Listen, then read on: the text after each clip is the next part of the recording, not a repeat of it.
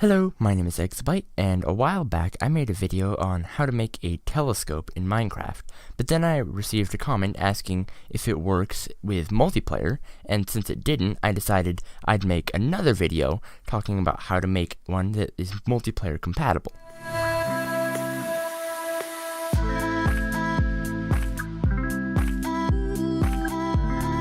So we have like a little wireless on and off thing set up, but if we're going to make a telescope, we're going to need to get click detection on the telescope item.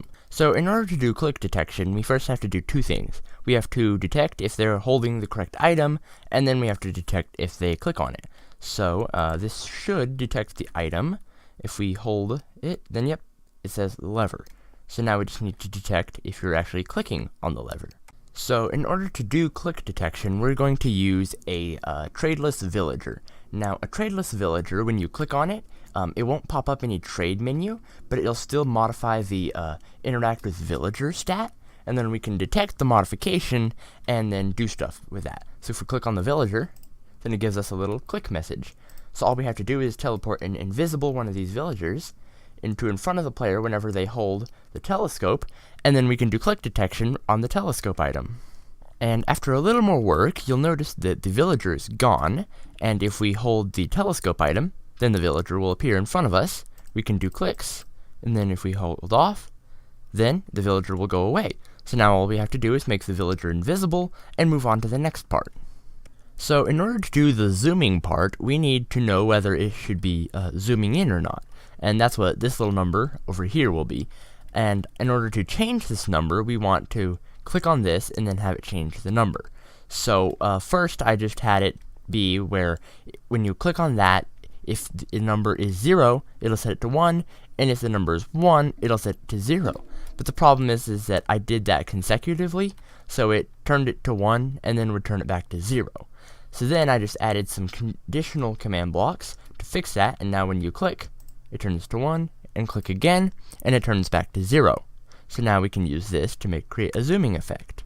And in order to create the zooming effect, we just put a command here that gives everyone with a score of 1 the slowness, and then a command here giving everyone with a score of 0 clearing that effect. We can then click on it, zoom in, look around, click on it, and then go walk away. Well, it works, but it doesn't seem to work in multiplayer, so I'm going to have to look through and see if I can get that working. So I think I know what the problem, or at least part of the problem is. I currently have it set up to, when you hold this, it'll teleport one villager to you.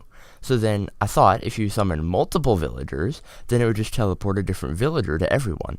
But it turns out when multiple people hold it, it tries to teleport the same villager to everyone, which, needless to say, doesn't work very well. So I'm going to have to figure out a way to get different villagers teleported to different players. Alright, so my solution to that was, instead of having a bunch of villagers lying around somewhere, and then having them be teleported to you when you hold the telescope, I instead, when you hold the telescope, it'll check to see if there is a villager, and then if they're not, then it'll summon one.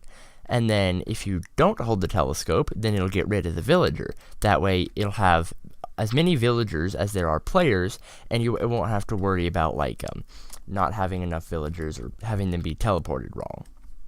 I also added a command block that turns off the telescope if you're not holding it. That way you can zoom in, and then if you select something else, it'll turn off, and then if you hold it again, it'll be off. This also makes it so that telescopes will work for new players, because you have to have a scoreboard value that represents whether or not the telescope is on or off, but new players won't have that scoreboard value. And there is a difference between having a scoreboard value of 0 and not having a scoreboard value. So if any new players appear that aren't holding a telescope, which they most likely won't be, then it will add them to the scoreboard value. So now we have a click-activated, multiplayer-friendly telescope that ended up being a bit more complicated than I expected, but it actually works really well. If you enjoyed this video, be sure to give it a like, and if you want to see more, then subscribe, and I'll see you next time. Bye!